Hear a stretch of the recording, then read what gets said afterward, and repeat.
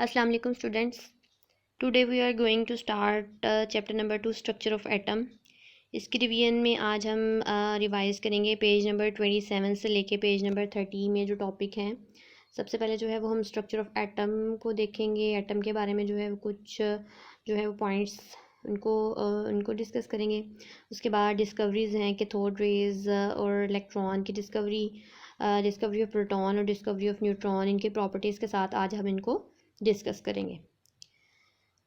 इन pages में जो short question और लॉन्ग क्वेश्चन है वो मैंने यहाँ पर लिख दिए हैं। सबसे पहले जो है जो शॉर्ट क्वेश्चन हम देखेंगे वो क्या है, एटम की डेफिनेशन, यानी एटम क्या है, क्या होता है। और second question, who suggested atom, यानी एटम किसने सजेस्ट किया और उसका मतलब क्या है।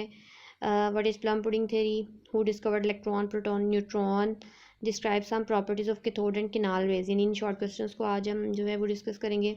और उसके बाद right discovery of neutron and properties, ये शॉर्ट में भी आ जाता है लॉन्ग में भी। और जो लॉन्ग क्वेश्चन है कैथोड रेज क्या होती हैं और उनकी डिस्कवरी, इसको डिस्कस करेंगे हम। और उसके बाद किनाल रेज क्या होती हैं और प्रोटॉन जो है उसकी डिस्कवरी के बारे में आज हम पढ़ेंगे। सो पेज नंबर 27 पे फर्स्ट जो है ये इंट्रोडक्शन आप लोगों ने पहले भी इनमें जो है वो मार्क किया हुआ है। Ancient Greek philosopher Democritus suggested that matter is composed of tiny indivisible particles called atoms। यानी डेमोक्रिटस ने सबसे पहले सजेस्ट किया था कि जो मैटर है वो टाइनी इंडिविजिबल पार्टिकल एटम से मिलकर बनता है।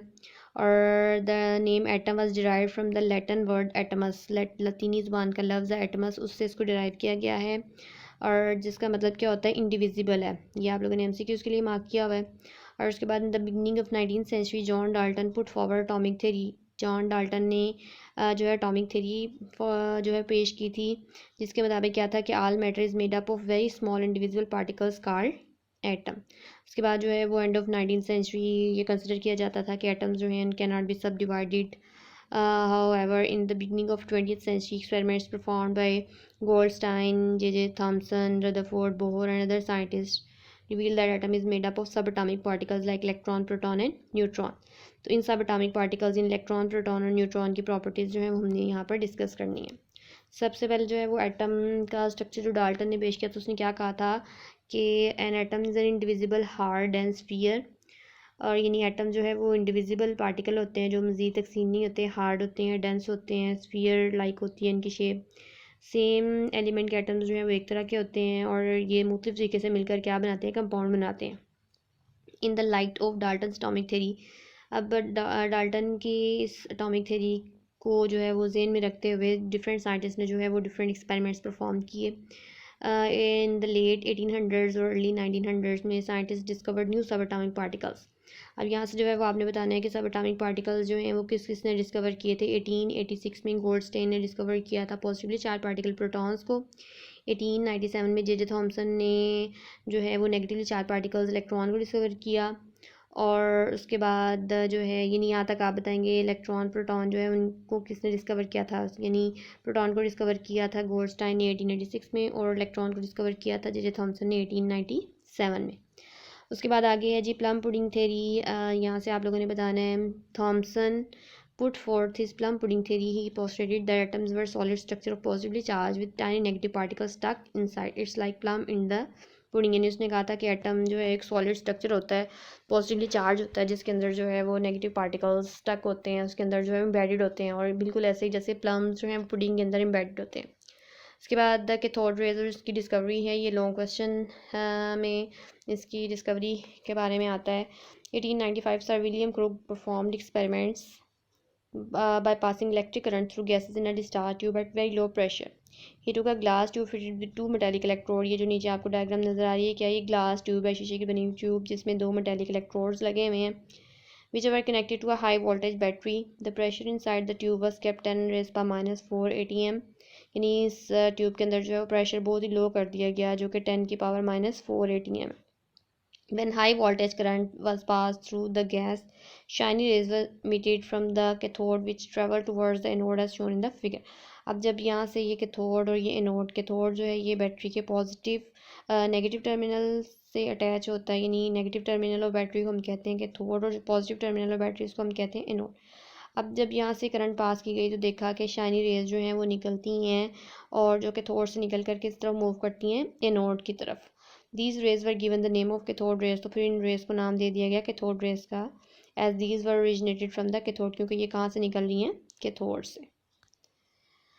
उसके बाद आगे जो है उनकी प्रॉपर्टीज़ हैं, ये प्रॉपर्टीज़ जो है वो शॉर्ट में भी आ जाती हैं, लॉन्ग में भी आती हैं। सबसे पहली प्रॉपर्टी क्या है, these rays travel in straight line perpendicular to the cathode surface, यानी ये रेज जो है वो स्ट्रेट लाइन में मूव करती हैं कैथोड सरफेस के perpendicular. They can cast a sharp shade of an opaque object placed in the path, अगर इनके रास्ते में कोई हम ओपेक ऑब्जेक्ट रख देते हैं तो उसका क्या बना देती हैं, शेडो बना देती हैं। और ये चूँकि पॉजिटिव प्लेट की तरफ डिफ्लेक्ट करती हैं इलेक्ट्रिक फील्ड में, तो उसका मतलब है कि इनके ऊपर नेगेटिव चार्ज होता है।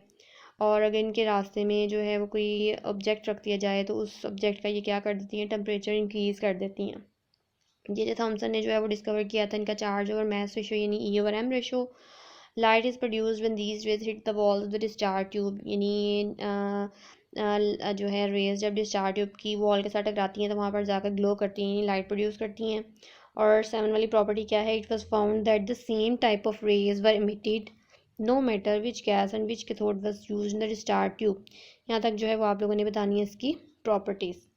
आगे ये पैराग्राफ इसमें जो है वो ये मैंने आप लोगों को मार्क करवाया हुआ है, इसमें आप लोगों ने जो है वो बताना है कि ये जितनी भी प्रॉपर्टीज़ हमने पढ़ी हैं, all this properties suggested that the nature of cathode raise independent of the nature of the gas present in discharge tube, the material of the cathode, यानी डिस्चार्ज ट्यूब में जो हम गैस लेते हैं उस पर जो है वो कैथोड रेज की प्रॉपर्टीज़ जो है वो डिपेंड नहीं करती।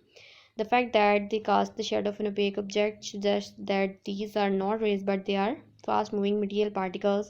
They were given the name electron. जिनको इलेक्ट्रॉन का नाम क्यों दिया गया, किस फैक्ट को देखते हुए, जिसमें जो है वो ओपेक ऑब्जेक्ट जो है, यानी सेकंड वाला फैक्ट कि जब इनके रास्ते में ओपेक ऑब्जेक्ट रखा जाता है तो उसका क्या बना देती हैं, शेडो बनाती हैं। तो उसका मतलब है they are not rays but they are fast moving particles, that's why they were given the name of electrons. उसके बाद आगे है डिस्कवरी ऑफ प्रोटॉन, जिसमें आपने ये पूरा पैराग्राफ बताना है। प्रोटॉन को किसने डिस्कवर किया था, 1886 में। Goldstein observe that in addition to cathode rays other rays were also present in the discharge tube, these rays were travelling in opposite direction to cathode rays. उसने देखा कि कैथोड रेज के अलावा भी डिस्चार्ज ट्यूब के अंदर जो है वो दूसरी रेज प्रोड्यूस होती हैं। उसके लिए उसने क्या किया, उसने डिस्चार्ज ट्यूब ली जिसमें परफोरेटेड कैथोड था, यानी कैथोड के अंदर क्या कर दिया, सुराख, यानी परफोरेटेड कैथोड था। As shown in figure, he found that these rays pass through holes present in the cathode and produced as glow on the walls of the discharge tube. उसने देखा कि ये जो रेज प्रोड्यूस होती हैं वो in whole में से गुजर जाती हैं और गुजरने के बाद जो है वो इस डिस्चार्ज ट्यूब की वॉल्स के साथ जाकर क्या करती हैं, ग्लो प्रोड्यूस करती हैं, यानी वहाँ पर जाकर जो है वो लाइट प्रोड्यूस करती हैं। He called these rays as canal rays, तो उसने इन रेज को क्या नाम दे दिया, केनाल रेज का। अब आगे क्या इनकी properties, these rays travel in straight line in direction opposite to the cathode rays, ये कैथोड रेज की अपोजिट डायरेक्शन में मूव करती हैं स्ट्रेट लाइन में। सेकंड प्रॉपर्टी क्या है कि इलेक्ट्रिक और मैग्नेटिक फील्ड में इनकी रिफ्लेक्शन जो है ये शो करती है कि इनके ऊपर पॉजिटिव चार्ज होता है। और किनाल रेज की जो नेचर है वो डिपेंड करती है गैस की नेचर पर, जो कि डिस्चार्ज ट्यूब के अंदर उस वक्त जो है वो प्रेजेंट होती है। These raise do not originate from the anode, अब ये रेज जो है वो एनोड से ओरिजिनेट नहीं करती, जबकि कैथोड में हमने पढ़ा था कि कैथोड रेज कैथोड से ओरिजिनेट करती हैं, इस वजह से हम उनको नाम दे देते हैं कैथोड रेज का। लेकिन जो ये केनाल रेज हैं ये एनोड से ओरिजिनेट नहीं करती। In fact these rays are produced when the cathode rays or electrons collide with the residual gas molecules present in the discharge tube and ionize them as follow. अब ये raise असल में कैसे produce होती हैं, जब रेजिडुअल गैस मॉलिक्यूल्स जो हैं उनके साथ इलेक्ट्रॉन्स कोलाइड करते हैं तो वो फिर आयनाइज हो जाते हैं। जैसे यहाँ पर हमारे पास ये जो है ये क्या है, एम जो है क्या है, गैस है, और उसके साथ ही रेजिडुअल गैस पार्टिकल्स यानी इलेक्ट्रॉन जो है वो कोलाइड करते हैं तो जो है ये प्रोड्यूस हो जाती हैं प्रोटॉन यानी M+, और साथ में जो है ये इलेक्ट्रॉन। अच्छा जी, mass of these particles was found equal to that of proton और सिंपल मल्टीपल ऑफ इट। अब इन पार्टिकल्स का जो मैस होता है वो प्रोटॉन के मैस के जो है वो इक्वल होता है या मल्टीपल ऑफ इट होता है। और mess of proton is 1840 times more than that of electron. Proton का मैस जो है 1840 गुना ज़्यादा होता है इलेक्ट्रॉन के मैस से। उसके बाद आगे है जी डिस्कवरी ऑफ न्यूट्रॉन, ये भी लॉन्ग क्वेश्चन आता है, शॉर्ट में भी आता है, तो आपने इसमें डिस्कवरी बतानी है सारी। स्टार्ट से लेके जो है वो आप यहाँ तक इसकी डिस्कवरी बताएंगे और यहाँ पर आ जाएंगे इसकी प्रॉपर्टीज़।